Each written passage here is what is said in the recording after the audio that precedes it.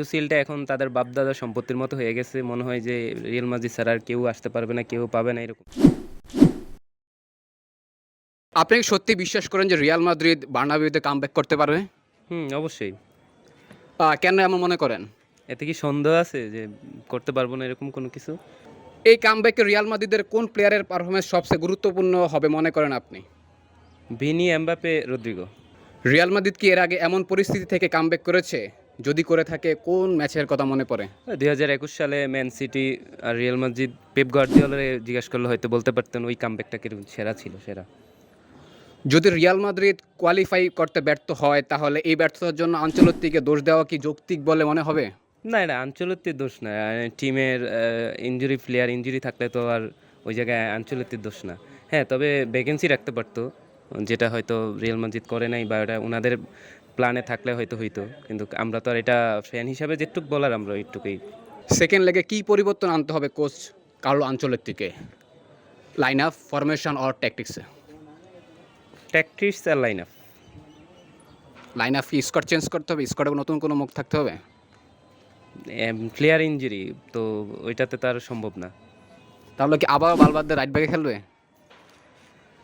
আমি মনে করি বালবার্দে যেই জায়গায় খেলার ওই জায়গায় খেলানো তাকে উচিত। ওকে, আপনার মতে আর্সেনালে কোন প্লেয়ারকে নিয়ন্ত্রণে রাখা সবচেয়ে গুরুত্বপূর্ণ? সাকা। সাকা। বাট ফার্স্ট লেগে কিন্তু ডেকল্যান রাইসের হাতে আপনার ধরাশায়ী হয়েছেন। ওর ব্যাড লাক ছিল এটা। রাইসও বলতে পারবে না যে এরকম ফ্রি কিক হবে, আবার একই ম্যাচে ২টা ফ্রি কিকে গোল, এটা অসম্ভব ছিল। যাই হোক, ভালো করছে, হইছে। তাহলে কি আপনারা ডেকল্যান রাইসকে কাউন্ট করতেছেন না?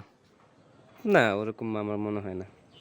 শেষ প্রশ্ন, আপনি যদি এক শব্দে বলেন এই ম্যাচে রিয়াল মাদ্রিদ কি করবে, কামব্যাক অর বিদায়? না, আমার চাওয়া হবে যে কামব্যাক না করা, আর হচ্ছে যে তারা ইউসিএলটা না জিতুক এই সিজনের।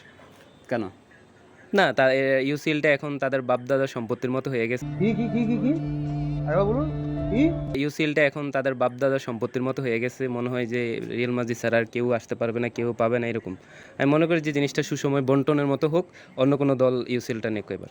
তাহলে বাকি যে টিমগুলো রয়েছে তার মধ্যে আপনি চাচ্ছেন কোন টিম এবার ইউসিএল জিতুক? বাকি যে টিমে আর্সেনালই জিতুক। আর যেহেতু হচ্ছে আপনারা আর্সেনালের কাছে গিয়ে ধরা খেয়েছেন তাই আর্সেনালে জিতুক। না, ওইটা চাওয়া না। ম্যান সিটি থাকলে ম্যান সিটির জন্যই বলতাম, কিন্তু ম্যান সিটি নাই, আর্সেনালই জিতুক। তো বার্সেলোনা তো খুবই ভালো করতে খেলতেছে এই সিজনে। ও ভালো খেললে পারবে, সমস্যা কি? আর বার্সেলোনারও এখন ফর্ম ভালো, বার্সেলোনাই পারবে। তবে আমার চাওয়া আর্সেনালই আসুক।